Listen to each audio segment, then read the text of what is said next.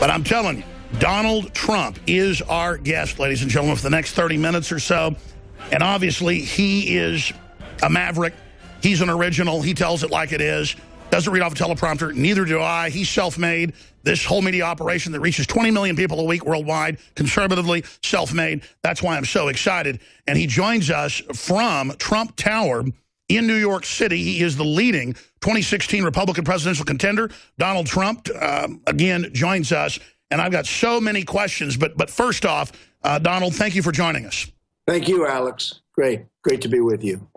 I've got so many questions, but you are vindicated. This has got to be the 50th time the last 6 months on the radical Muslims celebrating, not just in New Jersey, but New York, Palestine, all over. What do you have to say? They're still attacking you, though we've got Dan Rather on video. We've got New York Post. We've got Washington Post. We've got, I mean, what's going on here? Well, I took a lot of heat, and I was very strong on it, and I held my line, and then all of a sudden, you know, hundreds of people were calling up my office. I was the other day in Sarasota, Florida, and people are online, and we had 12,000 people, which is fantastic. And the people were saying, many of the people from New Jersey, 4 or 5 people said, Mr. Trump, I saw it myself. I was there. They talked about Patterson, but they said, I saw it myself, Mr. Trump. I was there. So many people have called in, and on Twitter, @RealDonaldTrump, they're all tweeting. So I knew it happened, and I held my line, and people wanted me to apologize, and we can't do that. People like you and I can't do that so easily. Now, we can do it if we're wrong, Alex. You apologize. I'd apologize if I was wrong. But they were celebrating, and they were celebrating the fall of the World Trade Center. I think that's disgraceful. It is. And that same week you were reporting on that fact, we had 2 different international football games, soccer games, with the Turkish fans and others during the moment of silence for the dead people in Paris chanting Allah Akbar and booing. So did that not happen too? Well, that happened, and everybody saw it. That was a week ago, and the players were out on the field, and they couldn't believe it. They were embarrassed. They didn't know what to do. The coach and the managers, they all apologized, but it happened. Look, we have to deal with reality. And, you know, it all started because I said we need surveillance. We need proper surveillance. We have people that truly are evil, and they're coming from someplace, and you know sort of where they're coming from, at least the vicinity. And I said, we need proper surveillance, whether it's a mosque or any place else. We have to be surveilled, and we have to see what's coming at us, because we're not going to have a country anymore. Between the weak borders that we have, the pathetic and weak borders where politicians are afraid to do anything about it, between all of what's happening with radical, you know, you look at what's going on. You have a president that doesn't even want to talk about, you know, the radical Muslim stuff. He doesn't want to mention the word. He doesn't want to say it. But you look at what's happening where we have a president that's over there celebrating global warming and trying to get everybody excited about global warming, like that's our #1 problem. He considers that to be our #1 problem. And our #1 problem is what's going on where they want to blow up our cities and they want to blow up our country. That's our #1 problem. And then our #2 problem is crippled America, your #1 New York Times bestseller. We're going to talk about that in a few minutes, but let's continue with the #1 problem, and I agree with you. It's now in mainstream news, Associated Press and others are reporting that it's a secret deal with Turkey, with the Germans, with Merkel, the admitted socialist, to bring in millions of radical Islamists. They admit almost all of them are Sunni, that basically invaded Syria. They're getting their butt kicked by the Russians, so now they want to flee up to the north into Turkey. You said months ago, bomb the oil of ISIS, and the mainstream media laughed because you said the sky was blue again. Now the Pentagon says that's the right thing to do. And now you've come out saying, quote, it looks like that Turkey's on the side of ISIS, close quote. Well, that the next day, the Russians released satellite photos documenting that there are literally thousands of trucks coming up to the border at these huge terminals connected to Erdogan, the president's son, making billions of dollars total off of this. Again, you're in trouble for saying the sky is blue. Well, I was right about that. I was right in saying in a book that I wrote, you covered it really nicely, I appreciate it, but I wrote a very political book years ago in the year 2000, The America We Deserve, and I said in that book that we better be careful with this guy named Osama bin Laden. I mean, I really study this stuff. I really find it very interesting, and even though I'm a businessman, I've always have been involved in politics. I said, we better be careful with Osama bin Laden. There's a guy named Osama bin Laden. Nobody really knew who he was, but he was nasty. He was saying really nasty things about our country and what he wants to do to it. And I wrote in the book, 2000, 2 years before the World Trade Center came down, I talked about Osama bin Laden. You better take him out. I said, he's going to crawl under a rock. You better take him out. And now people are seeing that. They're saying, you know, Trump predicted Osama bin Laden, which actually is true. And then 2 years later, a year and a half later, he knocked down the World Trade Center. And I talked about terrorism in that. That was before terrorism as we know it today. I said, we better be careful. That's going to happen. It's going to be a big thing. And it certainly is a big thing. So with the oil, and I'm glad you brought it up, but as you know, for 3 years, I've been saying you better take out the oil, because if you don't take the oil, it's going to be a problem. So we shouldn't have been in Iraq. But once we got there, the way we came out was horrible. And I said, take the oil. Then we didn't take the oil. So ISIS got the oil. And as you know, Iran is getting the oil, because Iran is going to take over all of Iraq. You know, we made one of the worst deals in the history of our world when we gave them $150 billion, and virtually we gave them keys to nuclear weapons. One of the Mr. Trump, I hate to interrupt you. You are the leading presidential frontrunner with the Republicans, gaining a huge lead as you don't back down. But I've got to just back you up again, because the more I research what you've actually said and done, it's amazing. You were the only leading American figure who openly said, do not go to war in Iraq. They had almost, 90% votes in Congress for it, bipartisan. You said, don't do it. Iran will take over. You said, I mean, look, you can say that today, and everybody can say that, but you said that in 2001, 2002, 2003, when it was very unpopular, because you've done your research and had good advisors. How did you know that when almost no one else did? Well, first of all, I'm the most militaristic person there is. I'm going to build if I win, I'm going to make our military so strong, so powerful that nobody's going to mess with us. We're going to take care of our vets and all of that. But I have to tell you, you have to know, if you're going to go to war, you have to do it properly, and you have to know what to do. I viewed it as this: Iran and Iraq were the same in terms of strength, and they'd constantly fighting. That's all they do, is they fight, right? They go to war all the time, and they'd move 10 feet left, 10 feet right, 10 feet left, then they'd rest. And then they'd start it again 4 years later. This has been going on for forever. And this is the way it is. I said, if you take out Iran or if you take out Iraq, either one, you're going to destabilize the Middle East. Well, we took out Iraq. And by the way, Iraq has the second largest oil reserves in the world. People don't even know that. So we gave, incredible. We took out Iraq. I said, you're going to destabilize. Well, and I said, and you'll know this, and you know this, and I appreciate what you just said, then Iran is going to come in, and Iran is going to take over Iraq. And they're just taking it over right now. As we speak, they're taking it over. Iran is running Iraq, and very soon will be virtually going to be totally running Iraq, especially after all of the deal we just made, which is the worst. So I said, keep the oil. And I said, if you're going to leave, you shouldn't have gone in, but they should have left soldiers behind, like 20,000 or a certain number of soldiers. But if you're going to leave, take the oil. And I've said it. Then they left, they didn't take the oil. So ISIS got the oil, Iran is getting the oil, everybody's getting everything but us. So we lost thousands of soldiers. We spent $2 trillion in Iraq. We have wounded warriors who I love all over the place. And what do we get out of it, Alex? We had nothing. We had nothing. So, no, the French and the Germans are getting the oil, and the Iranians are getting the oil. And you know who the #1 customer for the oil is? Guess what? China. That's right. How smart is China? They outsmart us on every level militarily. They outsmart us on trade, we have a $450 billion trade deficit with China. Let me ask you this. You're a top business guy, on your own from nothing. How did China get 97% of rare earth minerals in the world? How is the United States or nobody else even trying to get rare earth minerals when it's what goes in the smartphones, the computers, trillions is made a year? How did we just give them the global market in that? That's crazy. Well, what a lot of people don't know, Afghanistan. Now, Afghanistan's a place we can go in because, you have Pakistan and you have nuclear weapons and a lot of things going on there. But we go into Afghanistan, we're fighting, tremendous mountains and ridges. We're fighting on one side. And you know who's got their excavators on the other side? China, taking out all the minerals. Afghanistan, nobody knew this. Afghanistan is rich with minerals, not oil, but minerals. Lithium, everything. And China is taking out all the minerals. And here we are fighting. We have trillions, we have like $1 trillion in Afghanistan, and we get nothing out of it. And we're going to end up leaving and keeping a couple of thousand soldiers there and this and that. We get nothing. China is taking out the minerals. They're the buyers, the big buyers at very, very low prices of, as you know, of the oil in Iraq and probably in Syria. But China is a big buyer of the oil. But one thing with the oil, it's sort of, because you've covered it, for 3 years, I've been saying hit the oil because ISIS is getting strong, and they're no JV, as the president said, and they're certainly not contained. But I said hit the oil and hit them hard. And they laughed at me. And they would put generals on television saying, no, that strategy wouldn't work. Well, after Paris, they started hitting the oil.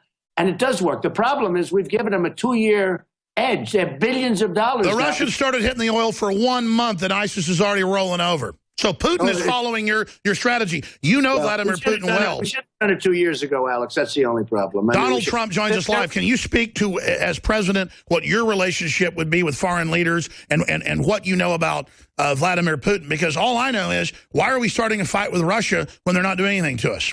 Right. Well, number one, and just to finish on the oil, by the way, I say hit the oil, but we should keep the oil. In other words, we should keep. We'll get ExxonMobil. They'll go in. We'll get other of our oil companies. We'll get some of the great oil companies. We bid it out. We should keep the oil. You know, in the old days, to the victor belong the spoils, right? We don't have that. We go in, we fight a war, and we leave. We get nothing, except we get debt and we get deficit. That's all we get.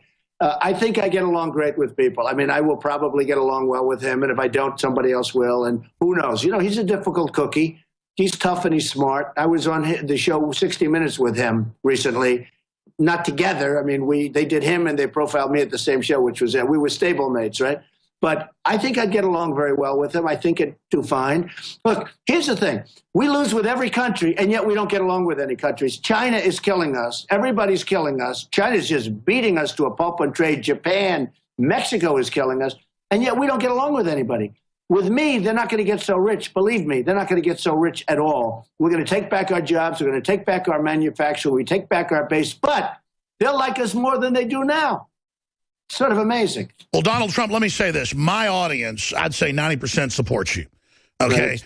And you definitely have shown your knowledge of geopolitical systems. Hillary and others have been demonizing you for saying radical Muslims celebrated on 9/11, but she got caught a few years ago claiming that she got shot at in Bosnia, in the air, on the ground. They have video of it all. None of it happened. She admits she lied. If you did that, you'd be done. But you wouldn't do something like that. You don't steal glory from our veterans. But they demonize you for made-up scandals every day, trying to see what'll stick. And then you got Hillary involved in Benghazi. You've got them involved in everything. And people love you for tough talk. Is it not time for impeachment hearings against Obama? I mean, what do we do politically to really try to prosecute Hillary Clinton?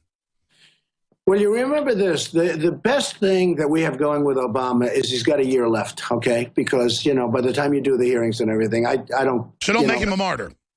In a way, you'll make him a martyr. But I don't even say that. You know, one of the things that I'm the most disappointed in Republicans, because they go to Washington, they're going to do all this stuff. They're going to impeach Obama. They're going to end Obamacare, which has to be ended. It's a disaster. I don't know if you've seen the premiums. They're going up. It's killing everything. 55%. It's you know, it's going to implode anyway. In 2017, Obamacare blows up. It's over. I mean, it's over, and everybody knows it. And they're doing big stories. Even the ones that were for it are saying, "Uh-oh, this isn't working." Well, the premiums are a disaster. And if you look at anything having to do with Obamacare right now, it's over. But the problem with the Republicans is they'll try and fix it. They'll try, instead of get rid of it, and we can come up with a phenomenal plan that's much better for the people. The people are getting killed with that. So there's so many things to do, Alex. We will do such a good job. There's so many fronts. A number. We'll win on trade. We're going to strengthen our military. We're going to take care of our vets. We're going to get rid of Obamacare. We're going to do so many things. There's so many things that can be done, but we have to use our good people. You know, everybody running against me in terms of even the Republican side, and Hillary certainly, they're all controlled by their donors and their special interests and the lobbyists. Right? I'm putting up my own money. I'm funding my own campaign. Nobody's going to control me. I'm going to do what's right for you and for the American people. Listen, I get it. I mean, you are a true maverick. I understand. You know, you've made tens of millions of dollars. You've hired tens of thousands of people. I mean, I would imagine that as you've gotten older, correct me if I'm wrong, because I know you talked about wanting to serve America decades ago, really all it comes down to is wanting to have a free country for your children and grandchildren. And that's where I want to come to this point next, because I know you're smart, sir, and I know that you also, though, you don't dumb your message down, but you keep it at a mid-level so the general public and the establishment as well can get it. But let's get down to brass tacks.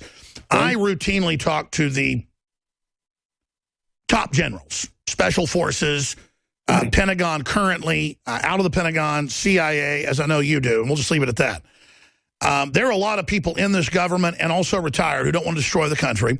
They really know that we've reached the crossroads where the country's done as a third world nation within a few more years. Forget Donald Trump in 4 years. If this happens, we're done. I mean, we're talking about resurrecting the dead here. We could turn it around right now, as you've said properly. You're dead on, sir. You're right. We could turn it around. All the actuaries, all the numbers show it. But it's got to happen in the next few years or we're done. And there are globalists that want to have a world government, a system run by select crony capitalists, using socialism at the grassroots to make people dependent. And I've talked to not just high-level folks that have been in government that are on your team, but separately high-level people in government currently that say there's an internal war going on and that you're a manifestation of that. I don't want to get anything inside baseball with you, but I already know the inside baseball. I know now from top people that you actually are for real and you understand you're in danger and you understand what you're doing is epic. It's George Washington level, and you understand that office. So I want to tell you right now, can you speak about the war for the soul of this country that's happening right now and really tell people what's happening and commit to people that you won't Ross Perot under death threats and step down when you're in the lead 2 months from the election? Okay, so let me just tell you, Alex, as you know, I'm leading in every poll nationally, in every poll state. I'm leading in Iowa, New Hampshire, South Carolina, the SEC, Texas. I'm leading in Texas, which I love. I love Texas. You know, we were there. Mark Cuban called up. He said, do you want to use the arena? I used it. We filled it up in 3 or 4 days, 20,000 people. In Mobile, Alabama, we had 35,000 people. We had 20,000 in Oklahoma. I'm so into this. And I'm not into it. You know, I could do other things that I would enjoy doing, to be honest with you. No, you're doing a dangerous mission. We understand that. It's not an easy thing. But the key is make America great again. We can make America great again, but if you have to suffer through 4 more or 8 more years of what's gone on in the past and you know, what's going, it's just, we're being eaten away. It's eating away at our country. And we can make, in my opinion, we can make America greater than ever before. But we have to get going. It has to happen. We have to get going. And, you know, when you look at the vision, I said Iraq, you agreed with me on Iraq. I said hit the oil. I said a lot of things that turned out to be true, 100% true. And I'm giving credit. I'm giving credit by some people. Some people refuse to acknowledge it. You know, they refuse to say. No, you've been absolutely on target. So what I'm asking is, though, can you speak to the crossroads we're at right now, though? Because you've talked about it. Are we at a crossroads to decide whether this country's done or whether we go to the next level?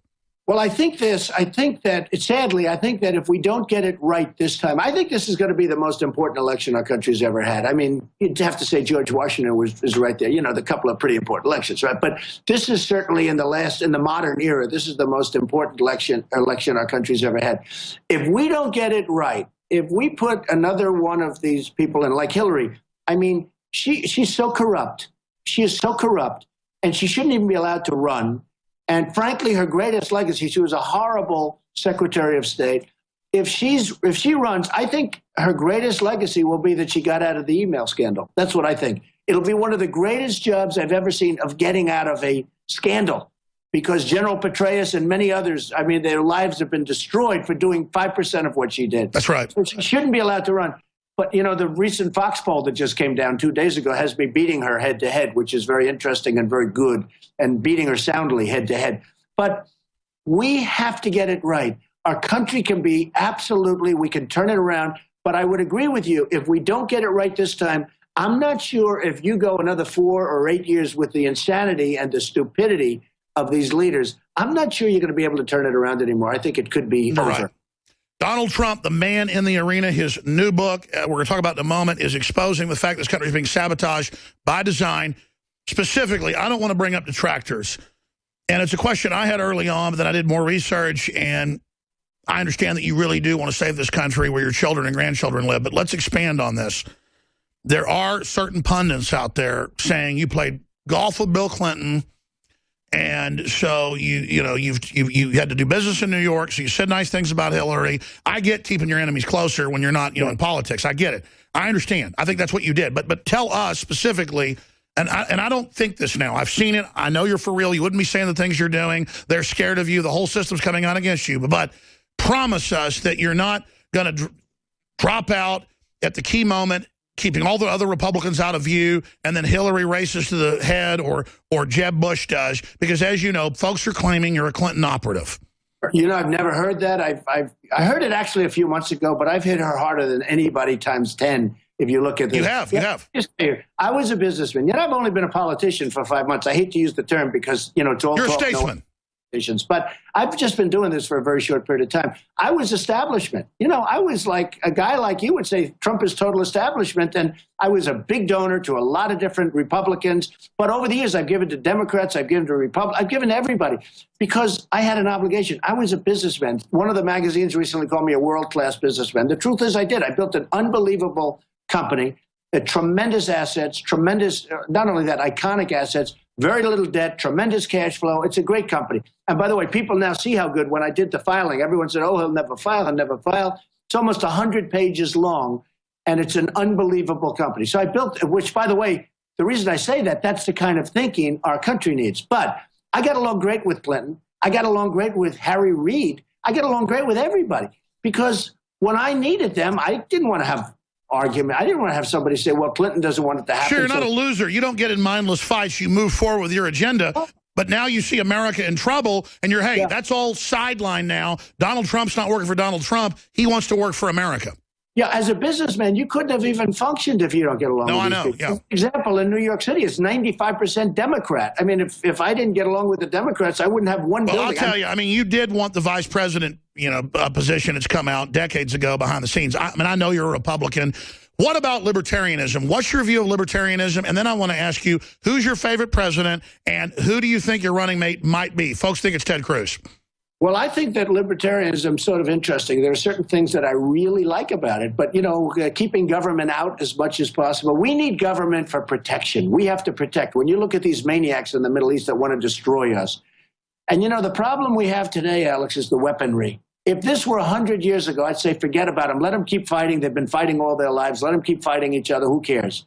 But the weaponry is so powerful, and they hate us so much that we have to now protect. So that's a big part of government. So there's a certain common sense to certain elements. And I do very well with the libertarians, frankly, because they sort of get it and they get me. But we need bigger strength than I think the libertarians really want. And we need it. And we have to have it. We have to have it. If we don't have it, we're not going to have a country. If we don't have borders, we're not going to have a country. As far as running mates, it's too soon to say. I actually respect a couple of people that are on the stage. Some of them I have absolutely no respect for. I think they're not very good at all at what they do. You look at what's going on. But I have respect for a number of people that are on the stage with me. I have respect for a lot of people that are throughout this country, political people. I'll pick somebody I think that can really be a great vice president. Ultimately has to be a great president because that's, 90% of that function is, if something bad happens, they got to be a good president. You have to view it from that standpoint. And my favorite president in the more or less modern era would be Ronald Reagan. I've always liked him. Mine too. I helped him. And by the way, he was a Democrat. A lot of people don't know. He was. Somewhat of a liberal Democrat, Alex, as you know. And he became a somewhat conservative, I wouldn't say the most conservative, but a somewhat conservative Republican. But he wanted to make America great. And he really did. He had actually, let's make America great. That was his, and mine is make America great again. So there's a little bit of a difference. But my son, finally sold me on being a bigger supporter of yours. I mean, I liked you, love Americana, you're pure Americana, but I'm still, was research. But my 13-year-old son's really smart, does a lot of research. He watches all the debates, and he just really loves you. He is on cloud nine that you're here, Rex Jones, and it was his question, which president was your favorite? But all time, who's your favorite? Well, all time, I'd say Ronald Reagan. Shorter term, I would say, well, you look at Lincoln and you look at Washington. You have to go with they're the classics, right, Alex? You think in terms of the great classics, you have to go with the Lincolns and the Washingtons. I agree. As a man's man, George Washington was a badass. Yeah, that's what they say. I mean, that's what they say. They say he never told a lie. Let's hope that's true, okay? But George Washington was pretty good. But we had some great presidents. And we had some good presidents on the other side, too, in all fairness. But we will hopefully be right at the top of that list. We're going to make the country so strong, and we're going to make it financially secure. We can't owe $21 trillion because it's going to be that number. That's my final question. What type of an elite wants a Cloward and Piven bankrupt the country so socialists can run it and we all get handouts? What type of an elite is that? I mean, you've been around these people. Are they mentally ill, Donald Trump? Well, we have to make our country rich again. The other day I said to a woman, she came up to Mr. Trump, at a big rally where we had 14,000 people. And at the end, she just sees me and I'm signing autographs and stuff. And she said, Mr. Trump, I'm voting for you 100%. But are you, this whole concept of making it rich, it sounds so crass. I said, you know what, it might sound crass, but if we don't make our nation rich again, if we don't take back our jobs from all these other countries that are ripping us, and if we don't take back our money, and if we don't, balance up our budget, at least get it damn close and soon, we're not going to have a nation anymore. We're a third world country. Donald Trump. I know you've got to go. 60-second break. I want to come back for just 3 minutes, talk about your book and your big rally in Virginia tonight. We'll be back in 70 seconds. Donald Trump, powerful interview. You got to want to be on the top. You got to want to be free, or you're going to be slaves. Donald Trump's agreed to stay a few more minutes with us, and he brought up somebody that he wanted to thank on air, that I want to thank on air. He came in here a month ago. He's been on all these big shows. Just an incredible guy. I was aware of who he was, a patriot fighting communism all over the world. Tell us, Mr. Trump, about Mr. Stone, who helped get this interview set up. Well, Roger's a good guy, and he is a patriot and believes strongly in a strong nation, a lot of the things that that I believe in. And, I see him all over television. People like Roger. He's a tough cookie, I will tell you that, but people like him. But he's been so loyal and so wonderful, and he is the one. He really wanted me to do this interview, and I'm doing it. And so we appreciate it, Roger. Well, I knew who he was, but then I did more research on him. This guy literally fought communists all over the world, ran big elections against the Soviet Union in Latin America and Africa and Asia. I mean, and I know he's been friends with you for a long time and advising you. So, again, my respect level went up even more knowing that you're talking to real political operatives, not fake pundits that are on TV. And that brings me to mainstream media. I love the fact, when I first saw it a few days ago, they misrepresented it. They said Trump wants $5 million. Then I read deeper. You said give $5 million to Wounded Warriors before I go make CNN $50 million. That's what you make these shows. Isn't that terrible? They took that statement. I said, give $5 million. I'm going to want $5 million that we're going to give to the Wounded Warriors or the vets, right? Which is the same thing as far as I'm concerned. We split it up because they're making a fortune on these debates, which never had anybody. Fox had 24 million people. They used to get like 1 million. And CNN had the biggest ratings in the history of CNN. And I won't take full credit, but I'll take 99.9% credit. So I said, give me $5 million. I want to give it to the Wounded Warriors. I want to give it to the vets. But a lot of people said Trump wants $5 million. And I said it right in the same sentence, Alex. I didn't say it like... That's how they deceive. I said, I want $5 million that will go to the Wounded Warriors. And they would play it. They even took the tape. The tape is worse than the pen. They can cut it. So they say, give me $5 million, and then they cut it. Nobody knows, what am I doing? I'm asking for money to be on a debate. It's ridiculous. No, I wanted $5 million to go to the Wounded Warriors in particular. And let's see what happens. I don't know. The one problem, Alex, if I didn't go to the debate, then you know what would happen. They'd say he's chicken. I mean, I think I won every debate. But it's true. I mean, I saw one channel made like $40 million off you being on there. They should give all of it to the vets. Well, they should give a lot more than 5, I'll tell you right now. But, the problem is if I say I won't do it, then the people that I'm debating, who, frankly, have been very easy, if you want to know the truth. You could just correct them once you're on stage. Well, the people I'm debating, they'll say, oh, he's chicken, he's chicken, he's chicken. That's the problem with that. But it's hard when you're leading all the polls and then you don't show up to a debate and then they'll be doing numbers on you. But I would love to see money go to the Wounded Warriors. I think it would be so agree. What about Crippled America? It's a #1. You got a big rally tonight. Everywhere you go, your crowds just get bigger. I mean, obviously, you're probably going to get the Republican nomination now. Wow, and you're ready for the dirty tricks. 1 minute left, Donald Trump. What do you have to say about your book and what's coming up? Well, first of all, before the book, because you mentioned one thing, I had never heard that, but I am in this to win it. I am not in this to say, oh, gee, I've done a really good job. A reporter called up, a very powerful reporter, said, how does it feel? How does it feel? I said, it only feels, because they said what we've done has never been done before politically. I've been in the poll for 5 months. Since it came out, I'm #1. I said, it's only good if we win. If I don't win, I've wasted a lot of time. That's the way I viewed it. He said, no, you haven't. I said, believe me, if I don't win. Because we can't do anything to make our country great if I don't win. I'll be watching television someplace. It'll be forget it. So I wrote a book called Crippled America. It's doing fantastic business. I don't know if you can see that thing right up there. We can. But it's doing great business. I hope your audience goes out and buys it as Christmas gifts and everything else. And I just want to finish by saying your reputation's amazing. I will not let you down. You will be very, very impressed, I hope, And I think we'll be speaking a lot, but you'll be looking at me in a year or 2 years. Let's give me a little bit of a time to run things. But a year into office, you'll be saying, wow, I remember that interview. He said he was going to do it, and he did a great job. You'll be very proud of our country. Well, I'm impressed. I mean, you're saying you're fully committed. You know, there's no future if we don't take this country back. Donald Trump, I hope you can help uncripple America. Thank you so much, sir. That you will be attacked for coming on, and we know you know that. Thank you.